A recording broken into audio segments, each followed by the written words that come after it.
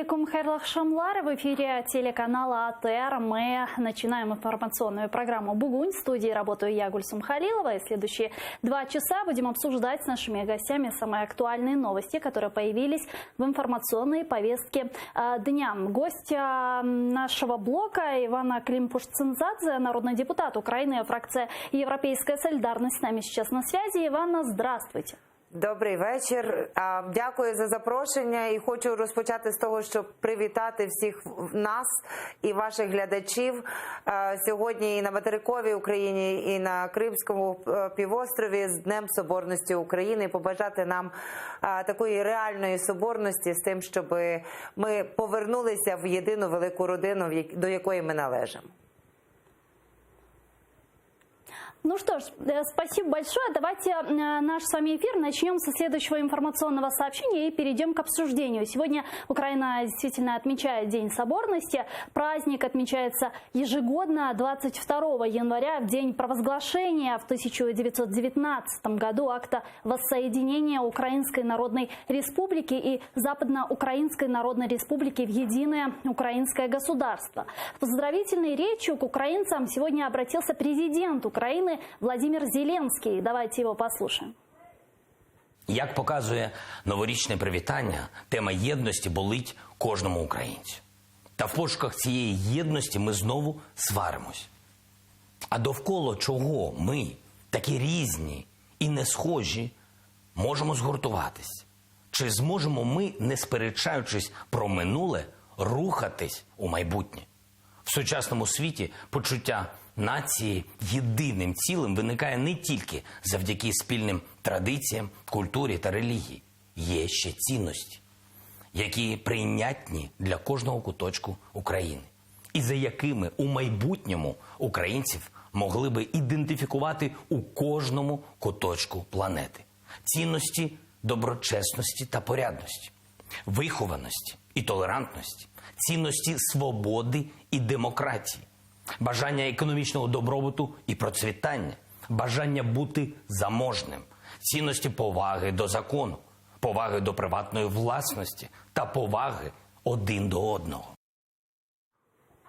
Украинские военные, которые защищают нашу страну на востоке Украины, также поздравили своих граждан с Днем Соборности. Давайте послушаем наших военных. Дозвольте привітати вас з таким великим святом єднання України з Днем Соборності. Для нас, для українців, це свято дуже визначне. Воно поєднало схід, захід, північ, південь. Воно є досить актуальним для сьогодення. Сьогодні разом об'єдналася вся країна. Різні погляди, різні думки, віросповідання.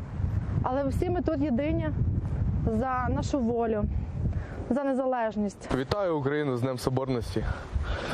Хочу побажати людям миру без цієї війни, щоб Україна була ціла, як раніше. Зі мною тут люди зі всіх регіонів України. Ми всі дружимо, порозумілися, живемо однією сім'єю. І хочеться, щоб всій Україні так було. Вітаю Україну з Днем Соборності. Бажаю миру, мирного неба над головою. Щоб швидше це все закінчилося, ця неоголошена, так сказати, війна. Людям що можу сказати? Най вони вірять в нас, вірять, надіються, а ми зробимо взамін це все. Вітаю Україну з Днем Соборності. Україна єдина, ми переможемо. В єдності наша сила, тільки в цьому. Ивана, ну что ж, для начала, понравилось ли вам выступление президента Владимира Зеленского? Вот то единство, о котором он говорил еще в своем новогоднем обращении, это именно то единство, которое нам нужно или нет? Ну, ви знаєте, взагалі під якраз цим гаслами єдності, на жаль, поки що я бачу, що нам пропонується ідея такої національної порожнечі президентом України. І нібито уже в сьогоднішньому зверненні і привітанні з Днем Соборності президент України трошки розширив своє розуміння цієї єдності і цінностей, які він вважає на яких він вважає, що Україна може далі себе вибудовувати.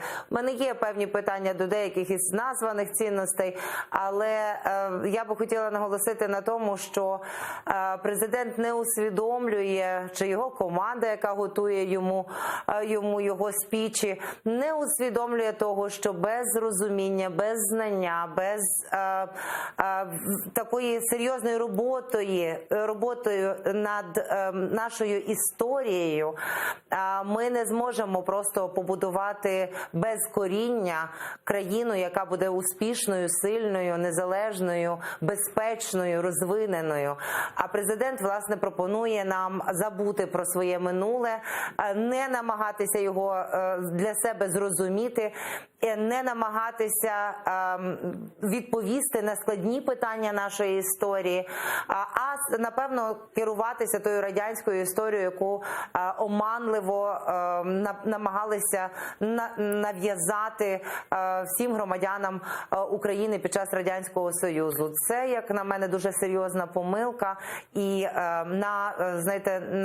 на пустелі, на чистому полі, без того, щоб триматися за щось, країна не будується. Тому в мене є великі сумніви стосовно того, що президент закликає до єдності і одночасно пропонує, наприклад, забути про видатні постаті України і героїв, які і сьогодні захищають нас на сході нашої держави, і героїв де-факто він пропонує забути, чи суперечливо сприймати героїв Небесної Сотні, чи героїв Української повстанської армії. Все це ті речі, які неможливо закреслити, тому що якби не ці люди, ми з вами не мали би вільної країни, ми би не мали країни, в якій немає цензури поки що, хоча, на жаль, влада вже і сьогодні і на цю демократичну свободу намагається накласти свої пазурі. Ивана, а вот если говорить о ценностях, да, какие ценности сегодня должны нас объединять и что, по-вашему,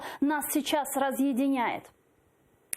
Ви знаєте, я взагалі вважаю, що протягом новітньої української історії нас штучно намагалися розділити, наприклад, вкидуючи міф про те, що, мовляв, російська мова чи українська мова радше розділяє населення України. Ми бачимо останні дослідження, які були оприлюднені буквально напередодні Дня Соборності і проведені серйозними соціологічними кампаніями України, які говорять про те, що 80% населення України вважають, що єдиною державною мовою має залишатися українська мова. Тобто це питання, яке взагалі не розділяє ніякі частини території України. А це неодноразово, наприклад,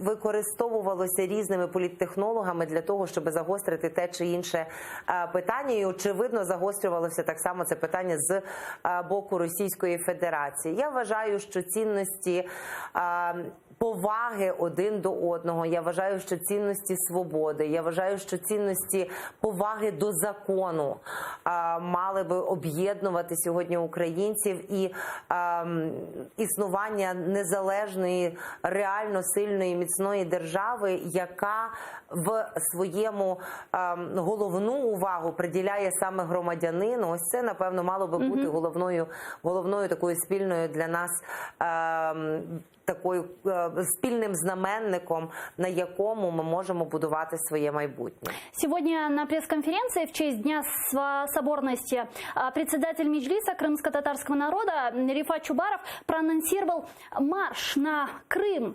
Давайте послушаем, когда это произойдет. Соборність у філософському розумінні – це єдність всіх українців задля сьогодення і майбутнього України. Соборність – це неподільність наших земель від Києва до Бахчисараю, від Львова до Донецьку. Загроза реальна, загроза жахлива і над єдністю, і над соборністю. 2 травня 2020 року адміністративна межа між материковою частиною території України і тимчасово окупованим Кримом. Ми збираємося там всі. І ми йдемо до себе додому.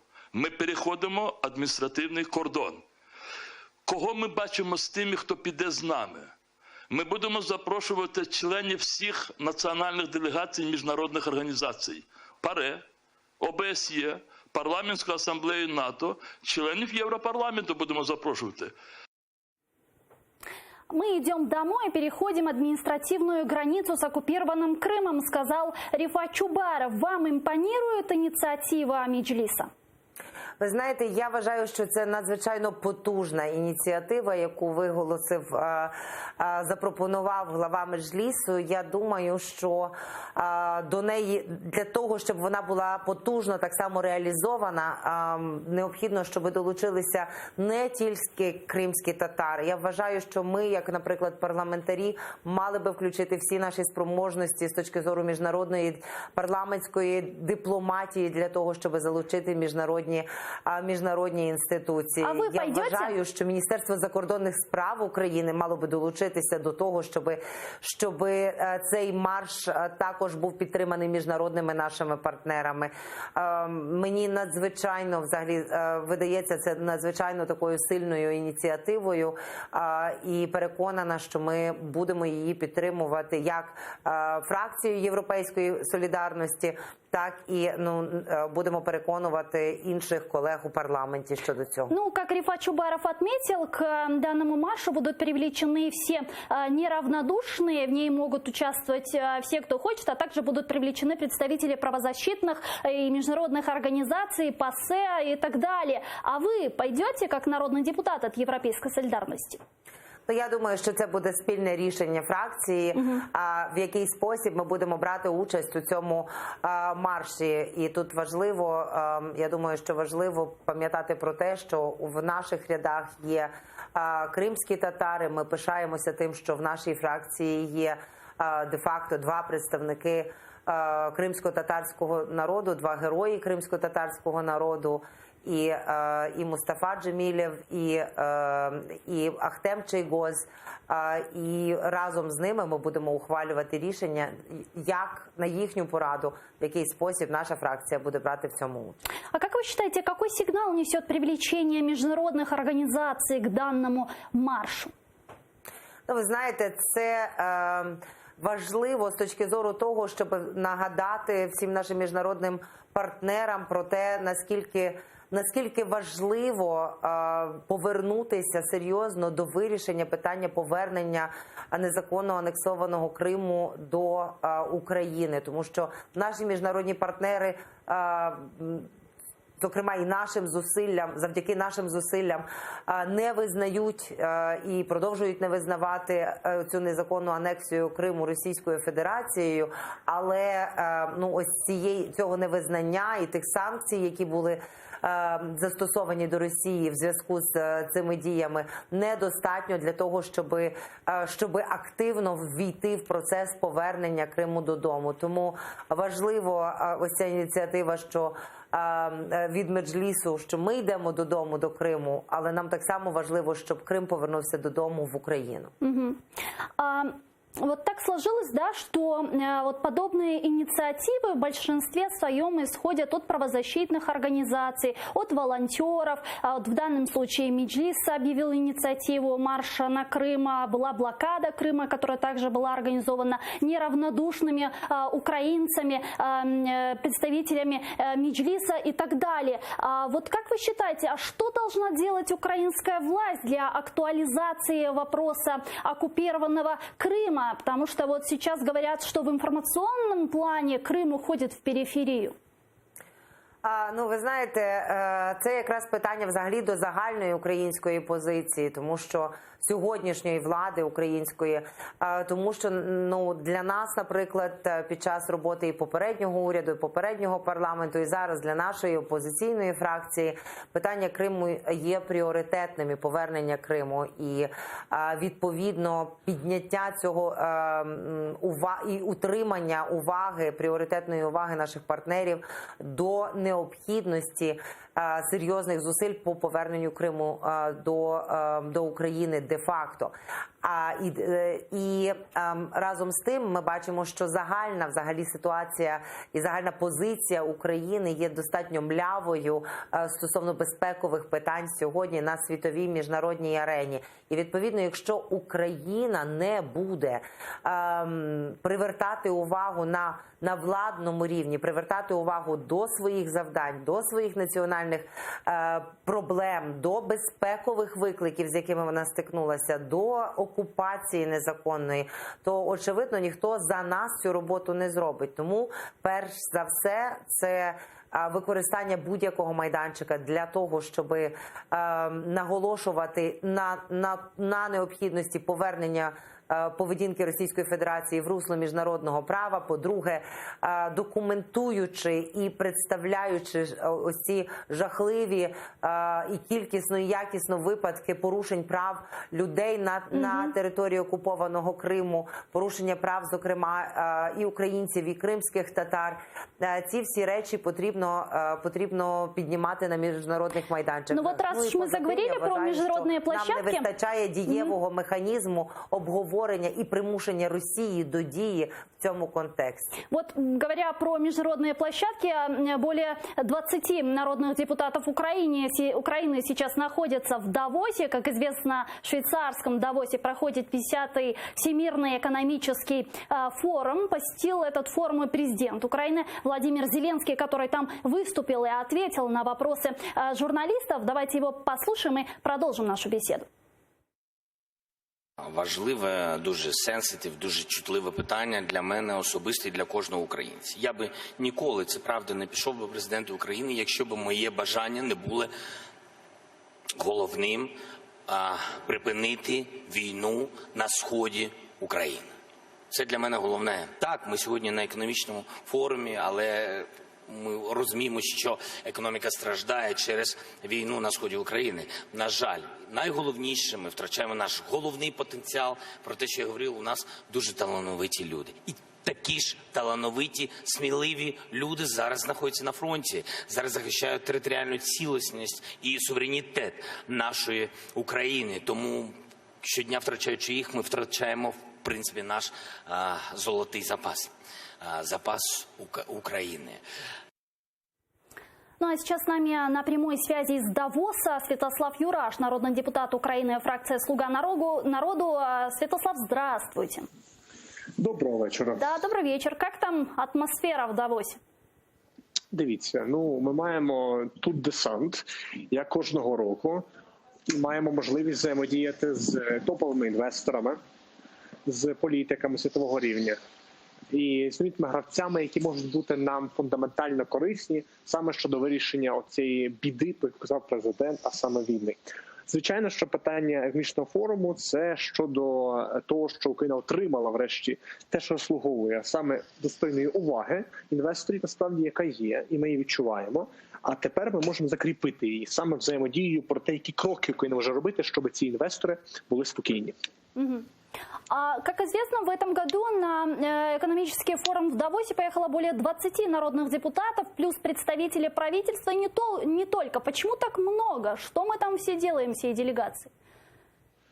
Дивіться, тут є конкретні завдання усіх частин делегації, і вони саме спрямовані для того, щоб взаємодіяти з всіма частинами Давосу.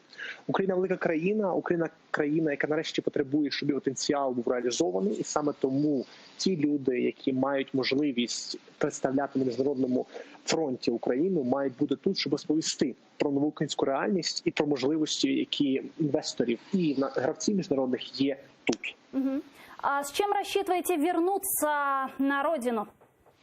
З величезним списком контактів і проєктів, про їх треба працювати далі, а також з численними думками знаменитих людей, які зробили цей світ таким, яким він є зараз. Спасибо большое. Святослав Юраш, народный депутат Украины, фракция «Слуга народу», был с нами на прямой связи прямо из Давоса. Иван, а что вы ожидаете по результатам экономического форума в Давосе и что действительно привезет украинская делегация? Чего ждете? Дивіться, ми маємо з вами розуміти, що точно наприклад, поїздка 23 представників правлячої партії на Всесвітній форум у Давосі, це не є саме поїздкою на безпосередньо Всесвітній економічний форум. Це є участю у таких додаткових заходах, які весь час відбуваються на цьому майданчику. Думаю, що для багатьох із них це є така просвітницька можливість. Вони, можливо, те, що не довчили в Трускавці, можуть для себе поновити з точки зору міжнародних контактів і просвіти тут. Але разом з тим важливо, що поїхав президент України. Я вважаю, що важливо, що поїхав прем'єр-міністр України, і якщо вони дійсно проведуть із серйозними інвесторами перемовини, запросять їх до України, і якщо будуть підстави їм довіряти, і це може вилитися в якісь реальні проекти, то це буде важливим підсумком участі української делегації на найвищому рівні в Всесвітньому економічному форумі. Ну вот эксперты форум в Давосе, форум 2020 называют зеленым. Основная дискуссия с нашей стороны, как мне понятно, да, касается аграрной панели и вопросов экологии. Вот почему именно этот аспект для дискуссии выбрали представители нашей страны, как вы думаете? Тут насправді кілька моментів, тому що це рішення насамперед організаторів Всесвітнього економічного форуму, а не обов'язково української делегації, але точно ми з вами як країна можемо запропонувати дуже багато з точки зору розвитку аграрної промисловості, з точки зору нашого внеску до навіть розвитку європейського аграрного сектору. Ми наприкінці минулого року кінець минулого року закінчили з результатом як третій експортер аграрної продукції до країн Європейського Союзу. Для нас це важливий новий показник. Поза тим, знаєте, Україна точно відчуває на собі екологічні ризики, з якими стикається Європа. Такої м'якої зими я, як киянка, як людина, яка прожила все своє життя в Києві, фактично не пам'ятаю, щоб ми не мали взагалі снігу до вже практично кінця січня. Тому є велика кількість ризиків і викликів, де Україна мала би мати своє слово і мала би брати участь у дискусії. Я сподіваюся, що це там дійсно мало місце, а ми не просто сиділи і слухали, що і як боротися з викликами пропонують інші представники інших країн. Заграничное путешествие нашего президента Владимира Зеленского на Давосе не заканчивается. После Давоса он летит в Израиль, и там вот встреча президента Зеленского, возможно, он встретится тет-а-тет с президентом Владимиром Путиным на форуме памяти Холокоста в Израиле. Но пока в офисе президента Украины говорят, что такое не планируется, а даже если и планируется, то, возможно, лидеры будут обсуждать вопросы политических заключенных. Давайте послушаем, что сказали в офисе президента, и продолжим. Зустріч із президентом Росії, який також візьме участь у форумі пам'яті Голокосту, поки не запланована. Якщо спілкування на полях форуму відбудеться, президент України планує обговорювати тільки питання подальшого звільнення утримуваних осіб. Ну, Иван, а как вы считаете, в случае, если действительно такая встреча Зеленского с Путиным тет-а-тет состоится, то вопрос освобождения заключенных может ли быть решен? Вот вы рассчитываете на такое завершение этой встречи? Я вважаю небезпечним ось такі непідготовлені зустрічі, можливість такої непідготовленої зустрічі президента України з Путіним на полях цього важливого міжнародного заходу, який відбуватиметься в Єрусалимі. Тому, як на мене, мені здавалося б, що було б правильно, щоб український президент уникав такої зустрічі через те, що ми з вами навряд чи дізнаємося про реальну суть цієї розмови, яка може за таких умов відбутися. Що стосується звільнення полонених, я бачу, що Володимир Зеленський пріоритизує це питання. Разом з тим, я пригадую, що в нормандському форматі після двосторонньої зустрічі Зеленський всім відрапортував про те, що він добився і домовився з Путіним про припинення вогню з 1 січня 2020 року. На жаль, наші жертви на кінець січня 2020 року є більшими, ніж вони були в січні 2019 року. В нас велика кількість поранених, загиблих наших воїнів. І, як на мене, то це би мало бути пріоритетним питанням для обговорення з Путіним. Адже ось ми чули, що і на Давоському форумі Зеленський говорив саме про те, щоб максимально швидко вирішити питання припинення війни. Понятно. І ми бачимо, що насправді Російська Федерація не виконує своїх обіцянок, якщо вона дійсно такі обіцянки давала. А у меня вот такой вопрос, попрошу ответить очень коротко. Вообще, насколько Израиль может выступать в роли нейтральной территории, учитывая, что сам Нетаньяху в принципе импонирует президенту России Путину, ездит туда, надевает георгиевские ленточки и участвует в бессмертном полку? Ну, ви знаєте, я взагалі не чула про будь-які ініціативи Ізраїлю щодо того, щоб Ізраїль пропонував свої якісь посередницькі послуги для перемовин між Україною і Росією. Нам переконана, що нам таких додаткових зараз послуг не потрібно. У нас є нормандський формат, є мінська група, в якій відбуваються перемовини. Ну і поза тим є все-таки механізм, я сподіваюся, що він ще живий, той механізм консультації, який ми мали весь цей час з нашими американськими партнерами, з нашими британськими партнерами з Європейського Союзу, для того, щоб узгоджувати всі ці дії в рамках нормандського формату. Якщо ж президент України сьогодні вирішить, що він може просто самостійно діяти, то в незгоді чи без координації з нашими партнерами, то я вважаю, що Україна тільки від цього суттєво програє. Я не бачу Ізраїль як додатковий майданчик або посередник в взаєминах між Україною і Російською Федерацією. У нас еще есть две темы, которые мы хотим успеть с вами обсудить. Давайте перейдем к следующей, а именно к Европейскому Союзу. Какой главный интеграционный путь Украины? Украинцы ответили на этот вопрос. Давайте посмотрим результаты социального опроса.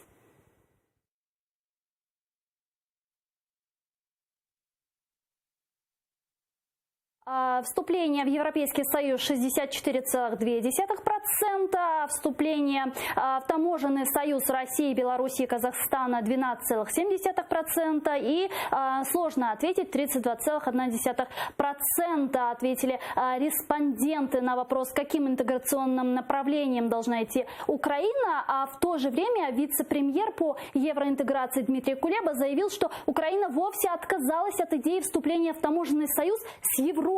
Давайте его послушаем.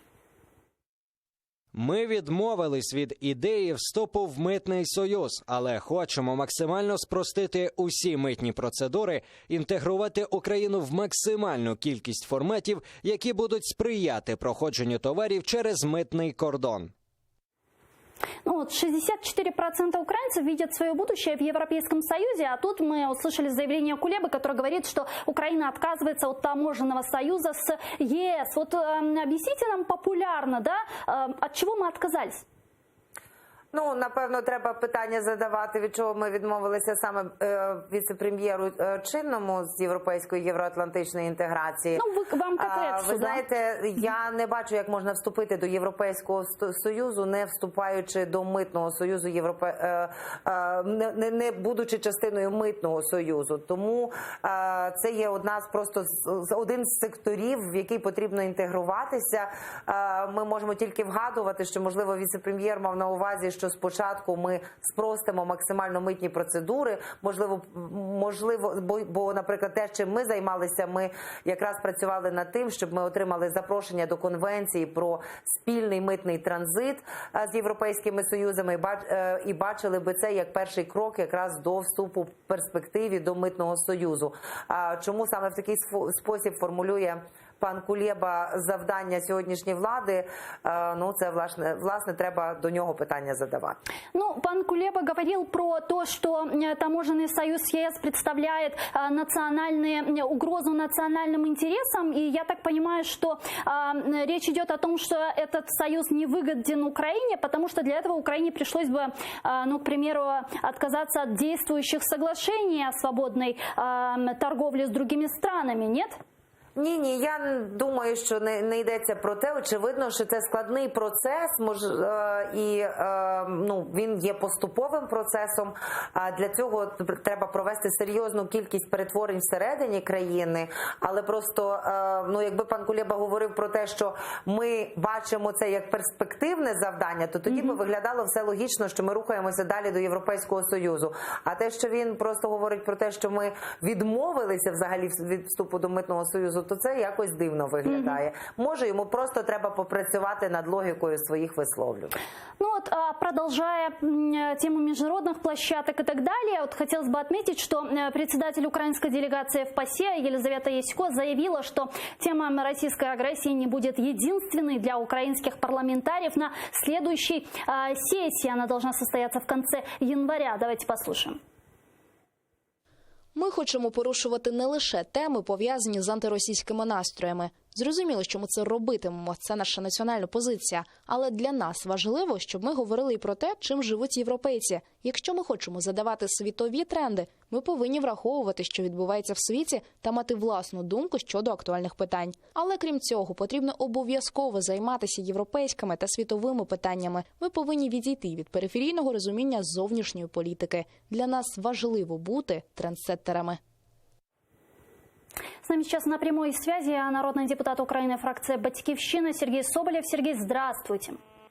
Добрый день. Да, вот я хочу понять, да, что имела в виду Ясько, вот заявление, которое вы слышали, вот что вы поняли? Разве сейчас у нас есть что-то важнее российской агрессии против нашей страны, или же мы настолько окрепли, что уже готовы участвовать в других вопросах?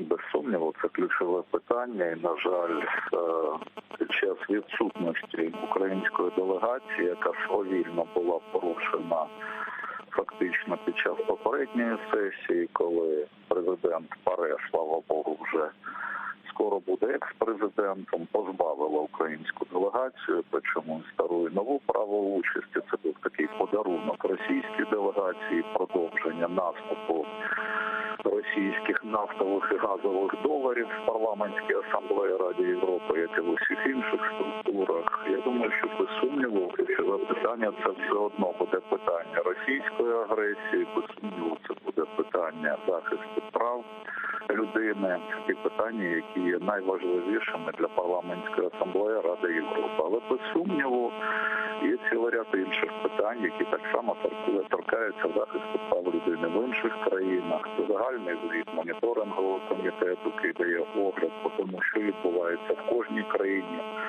в тому числі і судові реформи, як проходять в іншій країні. Ми знаємо рішення, наприклад, Венеційської комісії, яка абсолютно чітко заявила про те, що судова реформа запропонує. Спасибо. Сергей Соболев, народный депутат, фракция «Батьківщина», был с нами на прямой связи. Иванна, какое будущее украинской делегации в парламентской ассамблее Совета Европы вы видите? Должны ли мы обжаловать полномочия Российской Федерации в этой сессии? Посел буквально 40 секунд до завершения нашего эфира. Ну, ви знаєте, по-перше, ми маємо насамперед пам'ятати про національний інтерес України. По-друге, очевидно, вимагати цієї підзвітності російської делегації, і оскільки ми вважаємо неприпустимим її таке безумовне повернення до парламентської асамблеї Ради Європи. І, очевидно, ми завжди були частиною всіх дискусій, які стосувалися загальноєвропейських і взагалі загальносвітових тем. Тому що Україна до минулого літа, напевно, продовжувала бути суб'єктом в міжнародній, в зовнішній політиці. На жаль, цю суб'єктність українська влада сьогоднішня втратила, і мені звучить досить так, звичайно, на жаль, трошечки гротескно пропозиція пані Ясько повернутися, вірніше, створити якусь суб'єктність. Спасибо. Ну, мені би хотілося, щоб вони нарешті над цим почали працювати. Ивана Климпуш-Цинцадзе, народный депутат Украины, фракция «Европейская солидарность», была с нами в эфире. А я вынуждена завершать этот блок буквально через 5 минут. Эфир телеканала АТР продолжает новости «Заман». Смотрите, не пропустите. Коршкинч.